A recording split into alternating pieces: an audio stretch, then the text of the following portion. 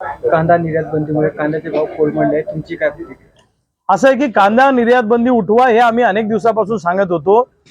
कसं आहे की रात्र गेली निघून आणि सोंगा आले मागून अशी सरकारची अवस्था आहे। म्हणजे शेतकऱ्याच्या घरातला कांदा निघून गेल्यावर जर तुम्ही कांद्यावरची निर्यात बंदी उठवत असाल तर शेतकऱ्याला त्याचा काय फायदा होणार आहे? जेव्हा माल शेतकऱ्याच्या घरामध्ये असतो तेव्हा ही कांदा निर्यात बंदीच लावायला नको होती असं आमचं म्हणणं होतं, पण त्यावेळी सरकारने ऐकलं नाही। आता उशिरा सुचलेलं शांतपण आहे, पण त्याचा शेतकऱ्यांना फायदा होत नाहीये। म्हणजे जखम झाली मांडीला आणि पट्टी बांधता डोक्याला अशी परिस्थिती आहे। तर मला असं वाटतं की सरकारनं आता इथून पुढे लक्षात ठेवावं, जेव्हा शेतकऱ्याच्या घरात माल असतो तेव्हा शेतकऱ्याच्या विरोधातले निर्णय करू नये। आता कांदा निर्यात बंदी उठवल्यामुळे किती शेतकऱ्यांना फायदा होईल येणाऱ्या काळातच समजेल।